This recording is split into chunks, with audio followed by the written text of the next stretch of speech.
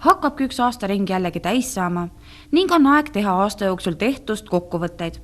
Lõppeval aastal on Jõhvis valminud mitu suurt ja uhket projekti, mis on märgatavalt muutnud Jõhvi linnapilti. 2013. aasta on lõppemas ja tahaks lihtsalt rääkida lugupeetud televaatajatele sellest, et kui palju on tehtud Jõhvi vallas sel aastal, et nendest põhilistest objektidest ja projektidest, mis on ellu viidud. Ja eelkõige on, mis on kõige mastaapsem projekt ja kõigepealt oma maksumuse seisukohast, oli meil Jõhvi viadukt, mis oli mitte ainult valla jaoks, väga mahukas projekt kui ka terve regiooni jaoks. Ja Jõhvi viadukt on nüüd valmis ja on nüüd näha, et kuidas ta on ikkagi liikluskeskkond on paranenud Jõhvi kesklinnas ja uus silt on ka ikkagi oma väljanägemuse seisukohast on ta Jõhvi pildile või Jõhvi kesklinna pildile väga sobilik. Et teine projekt, mis on valminud ja mis on meie kesklinnana kaunistamiseks, on Jõhvi jalakäijate promenaad,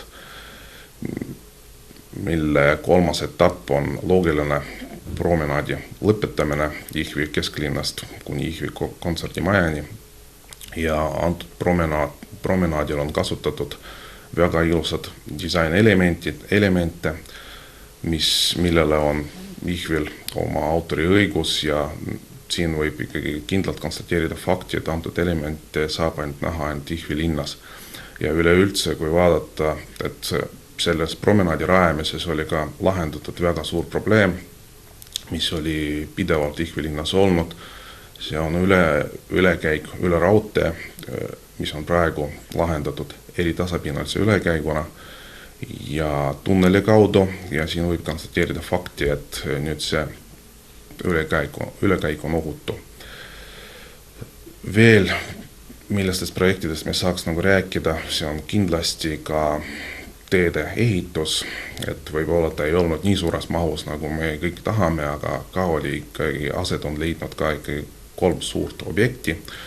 Kõigepealt see on Tartu maantee ja Tartu Põik tänavate rekonstrueerimine ja Kaare tänava lõigu rekonstrueerimine. Plus oli ka kõrval tänavatel ka remont olnud, see on eelkõige Viru tänava rekonstrueerimine, mis on nüüd, mille käigus on lahendatud ka parkimise probleem selles piirkonnas. Veel 2 projektist tahaks kindlasti mainida, mis olid ka realiseeritud Jõhvi valla territoorium või Jõhvi linna territooriumil, on kõigepealt veetrasside renoveerimine ja siin peab muidugi mainima sellest, tõesti, et need tööd olid seotud suuremahuliste kaevetöödega ja kindlasti suvel olid, usun, et inimestel raskusi ja et tekitatud inimestele raskusi seoses sellega, et mõned teed olid üles kaevatud ja meie kodanikud olid ebamugavuses seoses nende ehitustöödega. Aga nüüd on hea meel konstateerida fakti, et antud projekt on lõppenud tähtaegselt ja kõik taastamistööd on ära tehtud, see tähendab, et asfalt on taastatud. Meil ei ole ühtegi lõiku, kus on asfalt on jäänud taastamata. Ja usun, et valla kodanikud, valla elanikud on nüüd tundnud, et ikka vee kvaliteet on ikka oluliselt paranenud tänu sellele projekti tänu veetrasside renoveerimise ja projekti realiseerimisele. Ja veel, millisest projektist võiks rääkida, kõigepealt see on veel üks projekt, mis on ikka mahukas projekt, mis on olnud meie Jõhvi linnas. See on erasektori soojatrasside renoveerimine, mis olid teostatud koostöös Keskkonnainvesteeringute Keskusega ja VKG soojusaktia seltsiga ja projekti elluviimise raames on rekonstrueeritud 8,7 kilomeetrit soojatrasse. Ja usun ka, et kõigepealt, et projekti eesmärk oli soojakadude vähenemine ja praegused arvutused näitavad, et see projekti eesmärk on ikkagi saavutatud. Ja üleüldse see projekt oli ka suht suure maksumusega, et peaksin mainima, et antud projekti maksumus oli 1,7 miljonit ilma käibemaksuta, see tähendab koos käibemaksu üle 2 miljoni.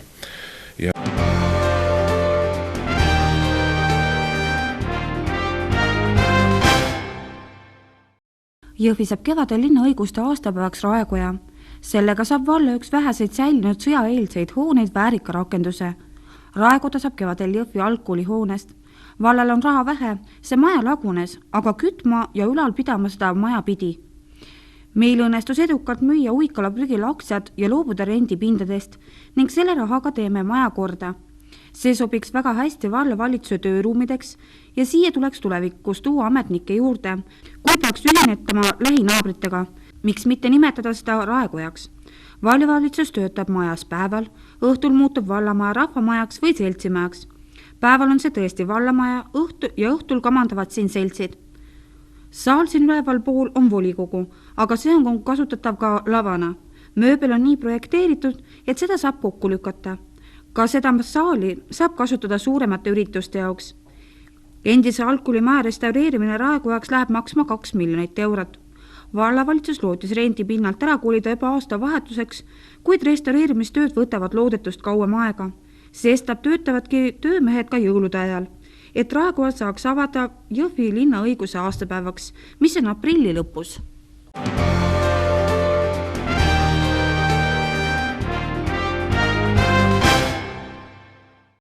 Novembri alguse seisuga on Eesti kroone tagastamata veel kokku 49 miljoni euro väärtuses. Eesti Panga teatel on tagastamata pangatähti 42 ja münte 7 miljoni euro väärtuses. Novembri jooksul tagastati Eesti Panka kroone veel umbes 125 000 euro väärtuses. Eesti Pank juhib inimeste tähelepanu sellele, et Swedbanki ja SEB Panga sularaha kontorites üle Eesti saab kroone eurodeks vahetada 2013. aasta lõpuni. 2014. aastast jääb kroone keskkursiga 15,6466 ja teenustasute eurodeks vahetama ainult Eesti Pank.